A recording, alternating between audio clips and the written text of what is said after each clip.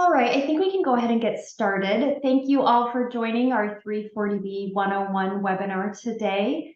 Today you'll hear from Emily, Alexander, and myself, and then we have a few panelists to help answer some questions. So we'll do that towards the end. My name is Rena Newman. I have been with Genoa for almost 10 years. I am a pharmacist. I work in various parts of our organization, but today wanted to speak to all of you regarding our 340B program and our partnership with various organizations like yours. I'm Dave Miller, so I'm Emily's counterpart in the Western U.S. We're the two sales directors for our 340B program. Pleasure to meet with all of you guys today. Basically, the 340B program is a great opportunity for covered entities to obtain really a line of revenue through discounted drug pricing that's available from drug manufacturers, and that is allows them to they have some flexibility around what they do with their savings from the program. A lot of covered entities will utilize that to support patients in underserved areas, patients that have high copays, et cetera, for their office visits, for their medications themselves. The 340B program is run by HRSA and the Office of Pharmacy Affairs, or the OPA.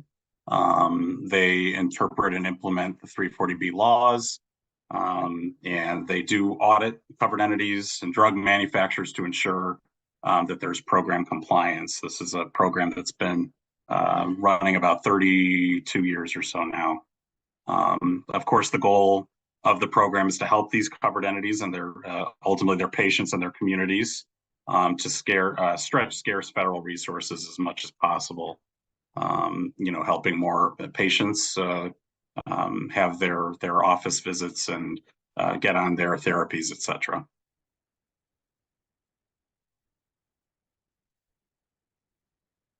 So which organizations qualify as covered entities? These are a mix of either disproportionate share hospitals. So those are hospitals in areas where there's a percentage of the population meets guidelines for them to be eligible for cost savings through the program. Rural hospitals, so hospitals in areas where there is oftentimes an inability to have access to drug or getting into the hospital easily. Federally qualified health centers, Ryan White programs. And there's also a big space in HIV and the STD area, as well as hemophilia treatment centers as well. How does the program work? So covered entities have 4 windows each year. They're 2 weeks long, where they can register pharmacy partners on the HRSA, the OPACE database. So they will set up contracts with different contract pharmacies, based on where their patients are filling or where they would like to fill. And from there, again, quarterly, they can add those pharmacies to HRSA. And then the following quarter is when those covered entities could start to, would then go live and start to reap the benefits of that cost savings from their prescriptions through those pharmacies. So the 340B program, what kind of drug savings are there for participants? This really does vary. This, you can see, this is a really large range, anywhere from 20 to 50%. This is going to depend on if they're, where that 340B pricing comes in for the given manufacturer, for the given drug. But somewhere in this range typically, and that'll depend on if it's a specialty medication or retail medication, et cetera. Again, you could kind of review the below, but basically the covered entities are seeing a spread of the manufacturer price, less any rebates, and then they're seeing a 340B ceiling price. So it's that spread of where covered entities are seeing a benefit for their dispenses through their contract pharmacies.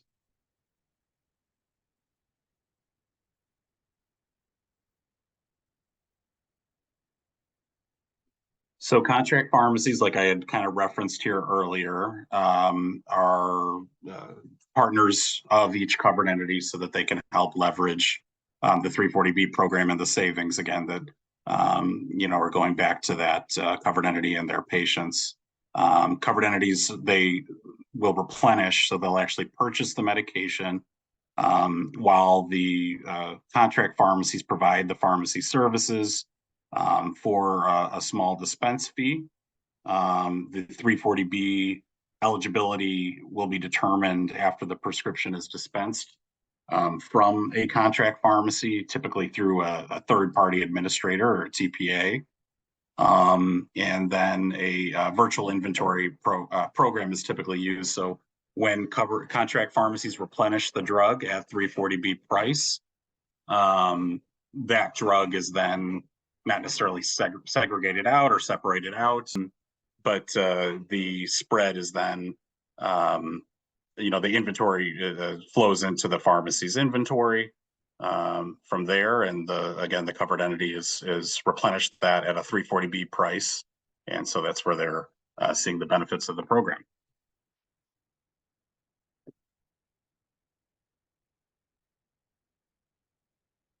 Okay, so this is kind of the basics around eligibility. I had referenced on the previous slide that third-party administrators will determine eligibility of each claim for 340B. So unfortunately, not every single script will be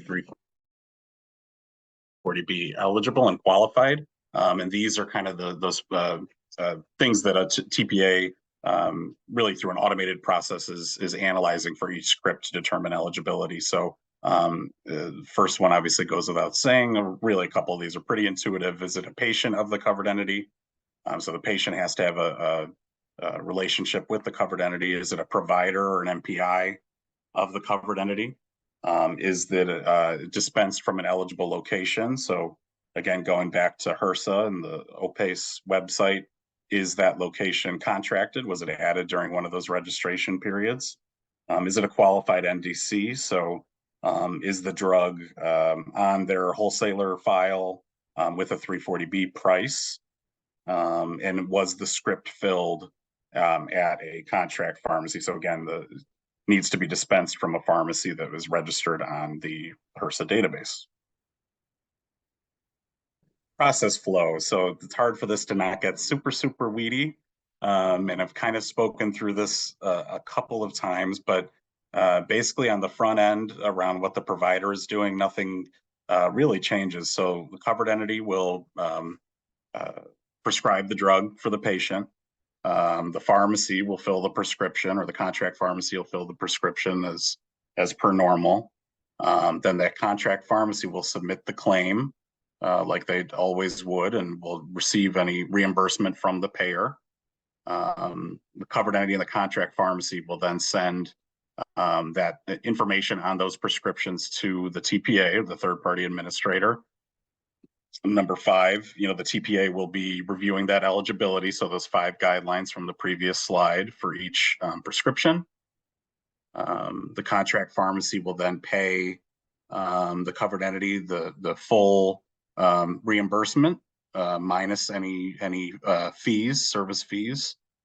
And then the CE will replenish the contract pharmacy the drug, again at that 340B cost, so that typical 20 to 50% pricing, and the CE will then use that savings from that spread to provide more comprehensive services to their patients. And I'll add here too, this isn't for just one time per patient or fill. This is for refills and ongoing for each patient, so it could really add up for a covered entity that's involved in the program. We are going to move over to our panel discussion. And so I'd like to take this opportunity to thank those of you that have joined our panel and ask that you each introduce yourself. I'd love for you to provide a little bit of background of the clinic that you're in, your 340B status maybe, and then we'll get into some questions. So Devani, you want to go first? Sure. Hi, everyone. My name is Devani Darasari. I am a pharmacist by profession, and I currently work at Adult and Child Health as the 340B program manager. And real quick, the 340B program at Adult and Child is a community F mental health yeah, FQHC. FQHC lookalike. Thank you. Mm-hmm. And Jessica? Yeah, I'm Jessica Stimble and Chief Clinical Officer for Adult and Child Health. Devani and I work very closely together, and my background is actually a clinical psychologist, yet I'm in the 340B space. And so, yeah, we've been around for quite some time as an entity, as a community mental health center, and then more recently as an FQHC lookalike. I did see that was one of the questions in the chat. And so we were early adopters for being a new FQHC lookalike, but we've been in the 340B space now since 2019. So we have quite a range of services through our community mental health center and FQHC. And then we also have additional social services such as child welfare and foster care as well. Thank you, Jessica. And Anna? Hi, everyone. I'm Anna Chavez from Covenant Community Care, which is an FQHC with 3 health centers in Detroit.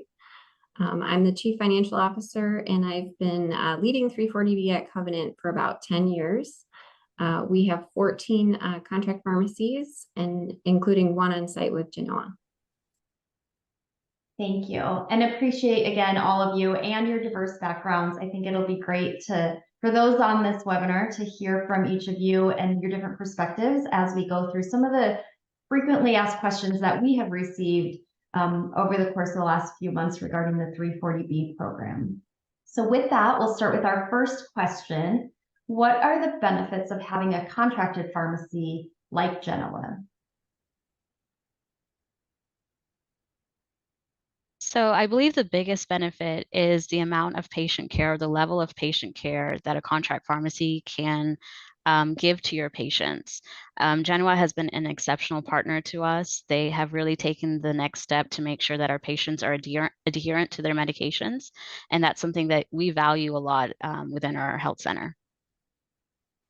And we actually have 3 co-located Genoa pharmacies. And so that's pretty powerful in terms of the patient care aspect. We have also seen significant benefit from just our partnership with Genoa in terms of really bringing revenue into our center to really pour back into our patients and programs and services. We work with lots of different contract pharmacies, and Genoa by far has been extremely easy to work with and also very financially beneficial for our agency, just to really pour those resources back into services. Yeah, we too have a great relationship with our on-site pharmacist, Marilyn, who's our Genoa pharmacist. She cares for our patients, just as much as we do. I think from the CFO perspective, it's a lower risk option for accessing 340B. So when we looked at it, for instance, it was going to take $500,000-$600,000 to start a pharmacy ourselves. Plus, we don't necessarily have that expertise on staff here.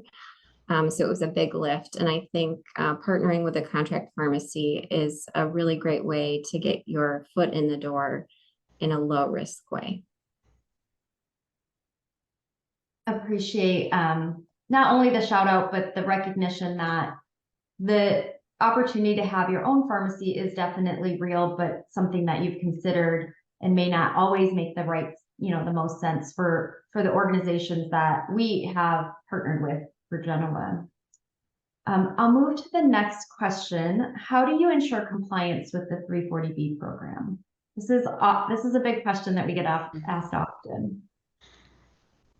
So at Adult and Child, in our policies, we have monthly audits that we conduct. So it's not the full sample size of everyone that's filling. It's usually a percentage.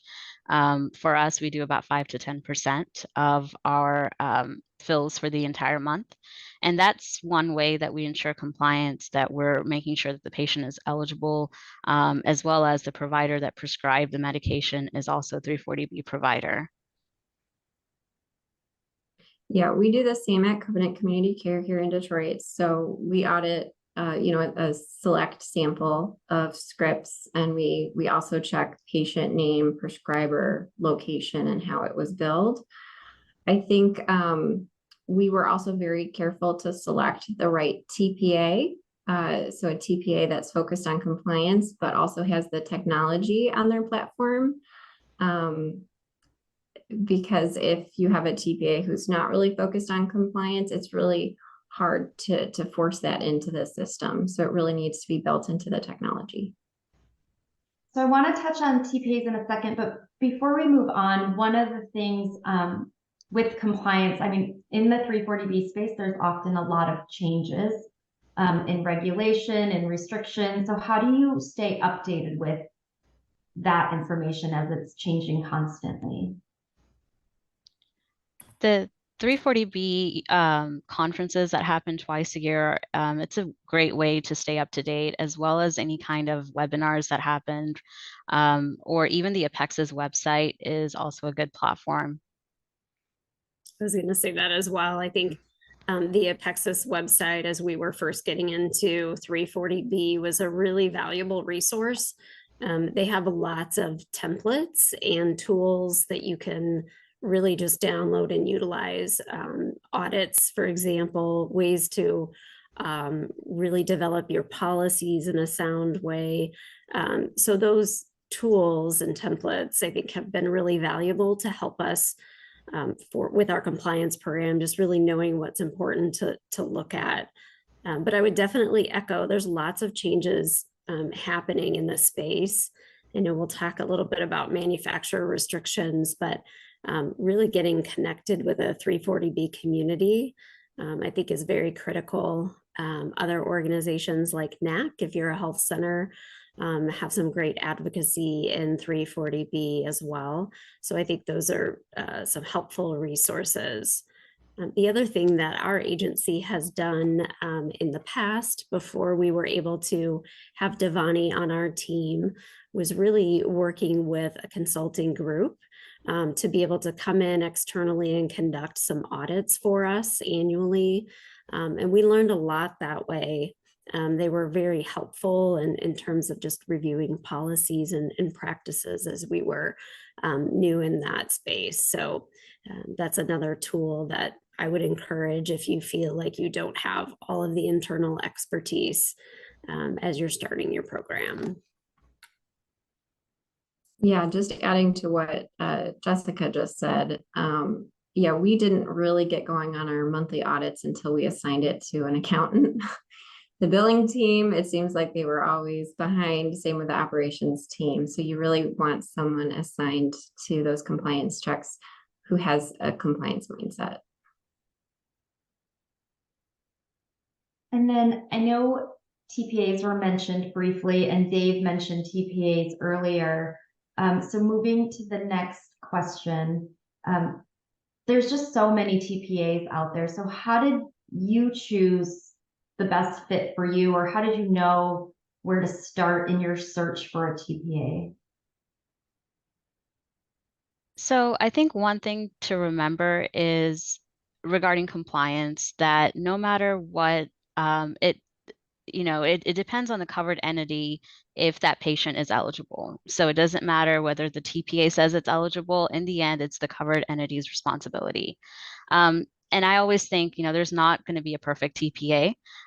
We've gone through our fair share of TPAs, and there's, good things and bad things for each one.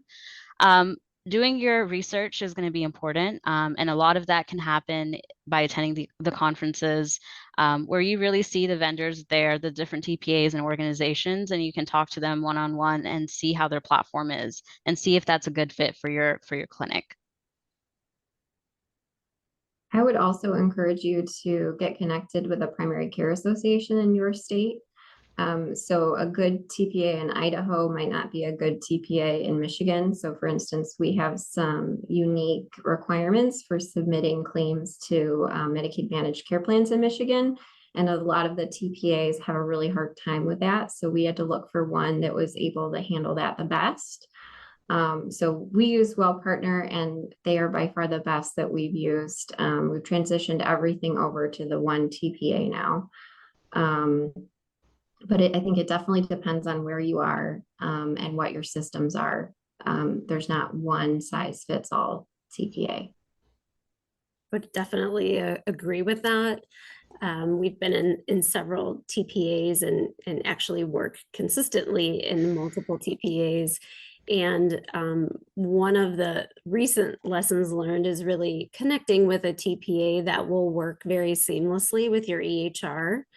If you don't have that connection, that can be quite a manual process. And so that, I think, is an initial question to ask as you're researching is, have they worked with your EHR vendor prior? And if so, is that a manual process, or is there an interface or a feed where that data can be exchanged easily?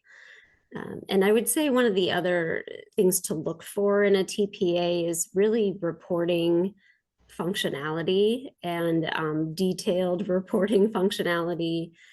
Several of the TPAs have some self-auditing tools, which can be really beneficial. And so it really does some of that lifting for you by pulling together some tools and data and really mimicking what a HRSA audit might look like.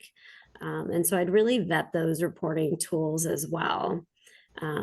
The other thing that I would say that has been big for us as an agency, or a learning curve, is really understanding the contracts and the structure of fees. Everybody sort of involved will get their piece of the financial pie. And so really making sure that you understand that structure and how the TPA is paid. Is that by claim? Is that are they taking fees for processing all of the claims? And so those would be some important questions up front that I would keep in mind as well. And the landscape is continually evolving. So you spoke of contracts, Jessica. I would try your best to keep your contract flexible. So we have used 4 TPAs in 12 years. So it's been about 3 years with each. So the technology doesn't always keep up, and you need to have the ability to move if you're not getting what you need from your TPA. If I could chime in really quick, Jessica, I was also gonna comment on contracts, and Anna as well, you hinted at it. There's a question in the chat I noticed around, it's anonymous, but somebody that's being charged for claims that aren't qualified or ineligible. And I would just say, in being on the contract pharmacy side of the house, we've heard it all in a tremendous range of how TPAs will charge. Some of them, will only charge kind of upfront when you're registering. Others will continue charging throughout on qualifications only. And then there's others like this one that's mentioned where it's every single claim that they're reviewing. So there's a big range in the way TPAs charge and the way these contracts are written. So definitely do your research. There's so many TPAs, and it's a growing list. So there's areas where you could actually put these questions out to your peers, the 340B Health website, and definitely chat up some of the folks on this call too that have some background in these different pricing models that the TPAs utilize, because you could end up in a great situation or one that's not so favorable. So it's really all over the place. So speaking of all over the place, I'm going to move to the next topic, which is manufacturer restrictions. We've been hearing a lot about manufacturer restrictions, more so than we ever have before. So just want to get your thoughts and take on how you're navigating all of the changes within manufacturer restrictions. What are you concerned about? What support are you leveraging to help understand the constant change? So one practice that we do at Adult and Child is whenever there's a manufacturer restriction that impacts our covered entity, we contact our representative at that contract pharmacy and we ask them to pull a report of how much of an impact this is going to make. A lot of these restrictions are limited to a single location. So from that analysis, we then as a covered entity decide which location should we allow basically to carve in those claims.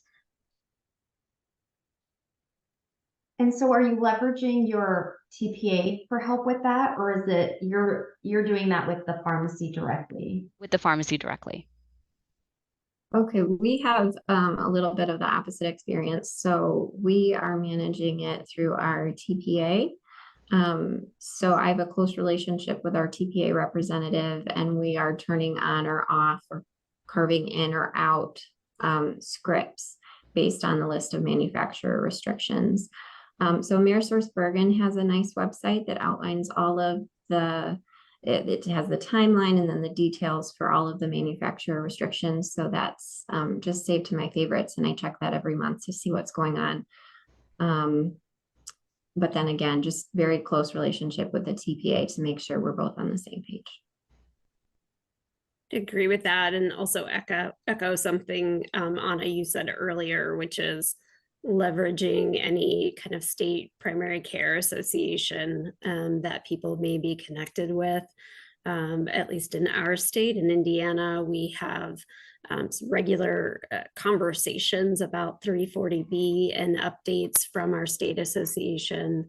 And the NAC has, again, quite a bit on the manufacturer restrictions and updating that pretty regularly on their site as well. And so just kind of leveraging those relationships and watching the mail. We'll definitely get mail from the manufacturers speaking to the restrictions as well. But so lots of avenues, and I would say from my perspective is stay informed as much as you can. It's fantastic to have a great relationship that you can rely on that TPA, but also make sure you also do some of your own homework to make sure that you're in compliance. And then Dave, Emily, if you're able to speak, can you just speak to how Optum or like how we can help support with manufacturer restrictions? Oh, it's my favorite topic, Rena. I would love to jump in here. Yeah, I mean, this is what you just said, Jessica, is spot on. It really, unfortunately, it needs to kind of be a labor of love, maybe the wrong way to put it, but you need to stay informed because these the restrictions change all the time, and they're intentionally, I think, worded in such a way that they can be almost interpreted in different ways for some of these manufacturers. So it's certainly challenging. As a contract pharmacy, what we do is we try to, and again, this speaks to the way all TPAs are different. Some of these TPAs don't even really give you access to all of your claims or ineligible claims. So we try to provide that claim level data to covered entities to help them analyze impacts and volume with different manufacturers so that they can make good decisions around, if it's a manufacturer that's only allowing one contract pharmacy or one of those scenarios. We also are really try to be lockstep with all of our TPAs so that their compliance is paramount here, and so that there isn't a manufacturer's claim that goes through that shouldn't, et cetera. And, really we just try to stay abreast of the changes, watching, the ESP website, 340B ESP, does publish some kind of webinars and, tutorial videos and things like that around uploading data, that we really try to monitor closely. It's just always evolving and changing. So just trying to stay up to speed and be as good a partner and give as best information to our covered entities as possible as it continues to evolve.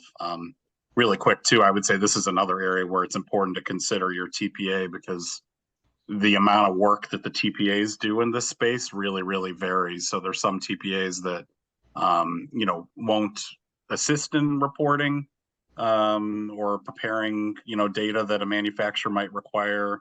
There's others that will really, really help and help you submit your data to ESP if it's one that requires that.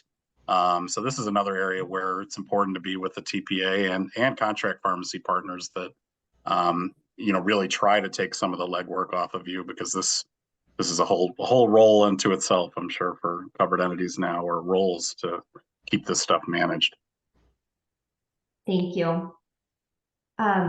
So with all of the changes and all the complexities around 340B, I will move to the next question.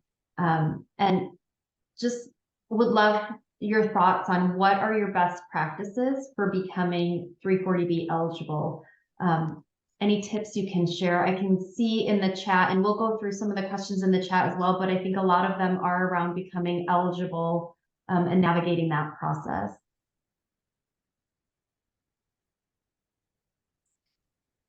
Well, first I would direct everyone to the Apexis website. So that is the HRSA contractor, and they do many training opportunities. There's some downloads. There's an FAQ. Devani, I think you've been through this more recently. Yeah, so definitely the Apexis website is a great tool, as well as looking at the statute. It is very, a little wordy, and there's a lot of different interpretations to it, but definitely if you're a covered entity that's thinking to start your own 340B program, the statute would also be a good place to start. Would also include HRSA's website. They really walk through 340B eligibility and what organizations are eligible. I know that was one of the questions there about a CCBHC, and we're working on that status as a state as well. And I'm pretty confident that's not eligible, but you would certainly want to check, for your state. But really the FQHCs and the lookalikes and some of what went over in one of those earlier slides. But I agree with those best practices. The Apexis website, there is really an online training tool called 340B University, which really walks through the basics of understanding 340B, the program itself, how it functions through HRSA, how that interacts with the contract pharmacies, and really walks through a lot of the compliance questions and requirements. And so that is, I want to say, about 20 hours of online education, and maybe off on that number a little bit, but it is really valuable. And I would really encourage anybody that is going in this direction to really start there, to give yourself some good education. And then that might spur lots of other questions about eligibility. Yeah, the 340B University is great. There's actually, so like Jessica mentioned, that there is an online module that you can go through, and it's at your own pace, but they also have a day-long course that you can take. And I believe it's, 8 to 5 or something. And it usually happens right before the 340B conference, and then throughout the year, 3 or 4 times throughout the year. And it's completely free, which is also great. So another, starting point for anyone that's interested in 340B.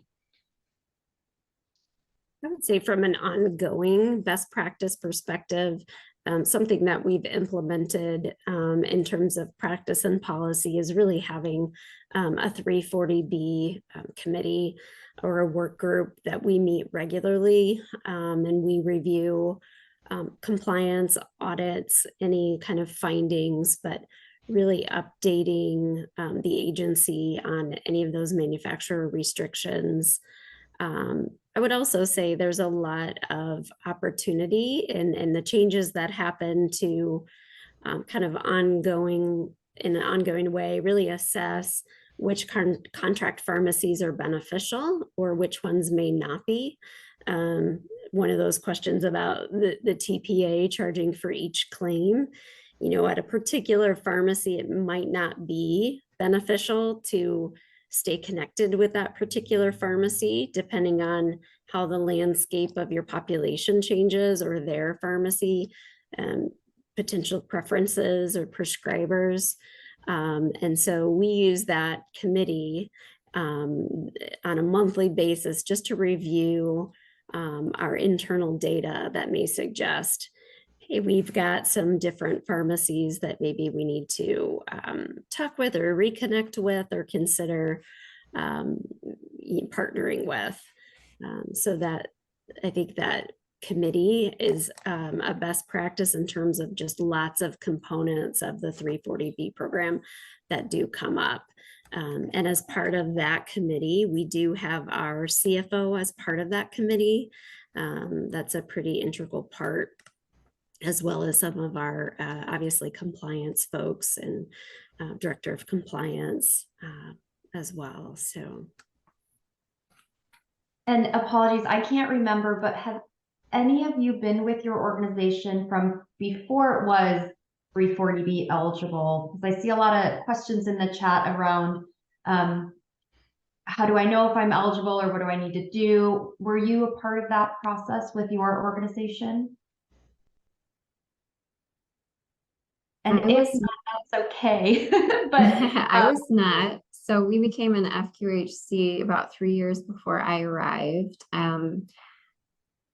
So I can't speak to, from the chat specifically whether certain types would be eligible. But I know that FQHC status is a common way to become eligible for 340B. And I think for those interested in pursuing that avenue, FQHC or FQHC lookalike, I would direct you to the HRSA compliance manual.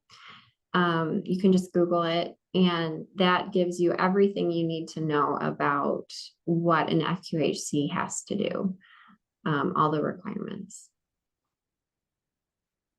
So I was with our organization prior to really starting the 340B program. I was not involved in the 340B from the ground up, but we were an FQHC lookalike, I want to say approximately 2 years or a year and a half before kind of dipping our toe in 340B waters. I think there was some hesitancy with our agency in terms of the compliance risks, but the benefits are certainly there if you're able to kind of manage and leverage some expertise related to the compliance aspect of the program. But we have seen quite a bit of growth really just over the past 3 years in our program. And a lot of that I really contribute to our relationship with Genoa and our co-located pharmacy in our clinics at 3 locations. And that's been really just so critical for our patients and our programming.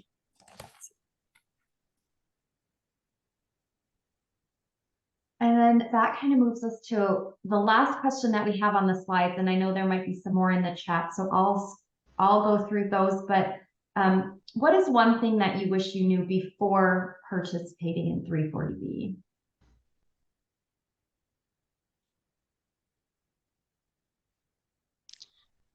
I would say the time commitment that it takes. Of course, this is solely what I do, so it's a little different. But it does take a lot of time. It takes a lot of understanding the program, and like we've mentioned throughout, it's changing.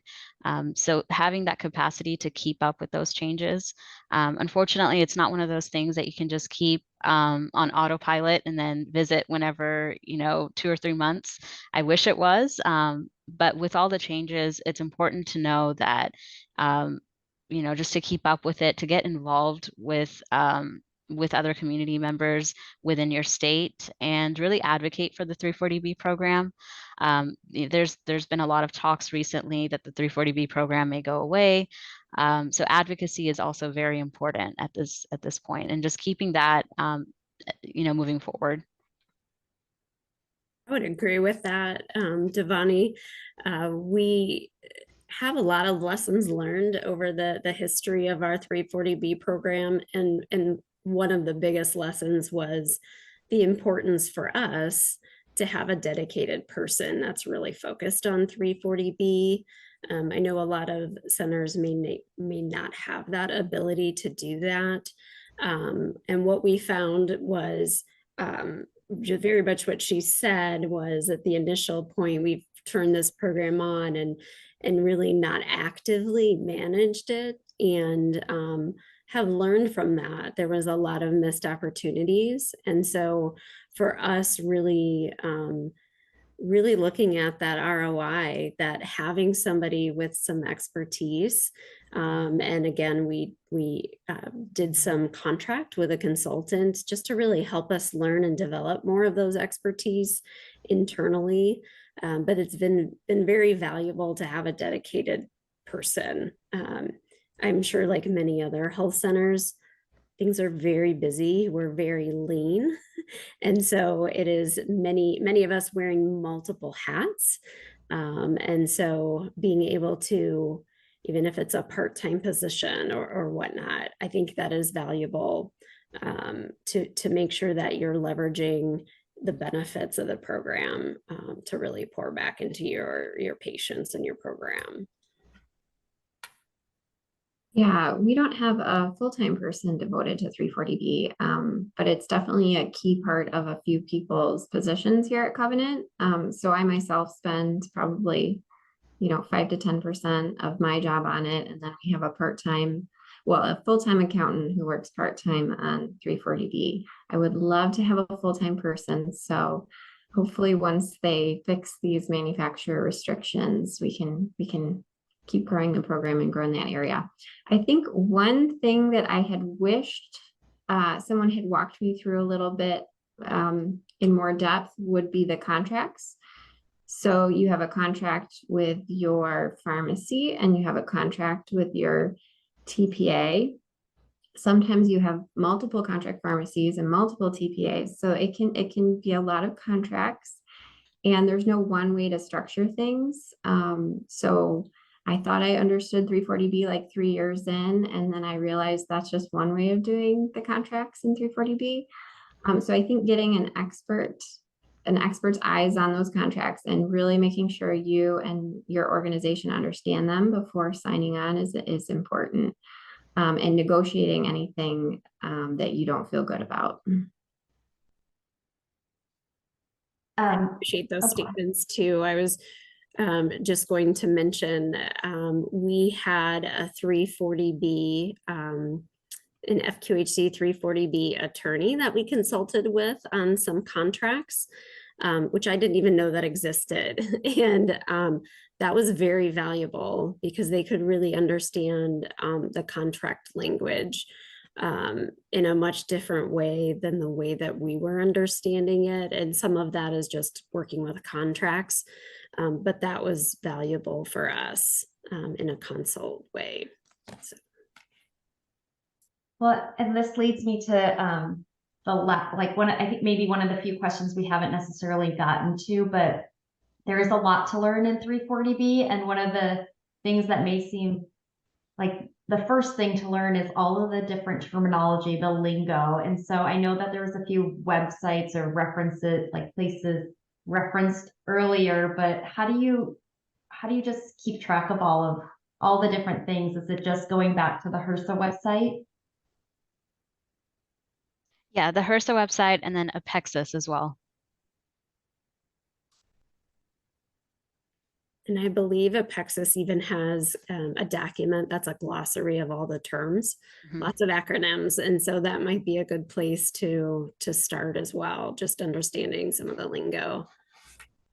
Yeah, somebody mentioned 340B University earlier, but that one's great. It's updated, it's on demand, and best it's free. I think that's through the Prime Vendor website. Yeah, so I think that's tied to Apexis. It's hard to keep it all straight, but if you just Google 340B University, and it's fairly, it's really a 101. It's kind of breaks it down to more layman's terms, and it's at your pace. So that's definitely a good recommendation. There's also 340B Health is a website that does a lot of webinars, and they publish a lot of free information on the background of the program, what it is, how to get involved.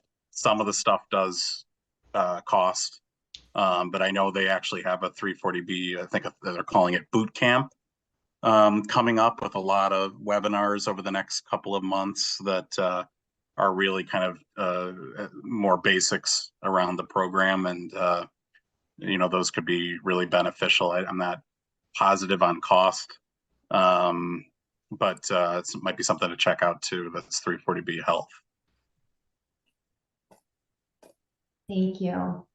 And I just want to thank first our panelists. Thank you for your time today and sharing your insights. The questions are never ending in this space, so appreciate your expertise today. And then as a reminder to everybody, this webinar was recorded, so we'll share that link in the next few weeks. And you know, if there's more questions, the websites that are here listed are great resources and were referenced multiple times today, but you can always reach out to myself, Emily, Dave, who pinch hit today. We're here to help and want to make sure that it's not so confusing like it can be. And then just want to thank you all for your time and attention. Appreciate everybody's engagement in the chat as well. So thank you all for your time today. Have a great rest of the day.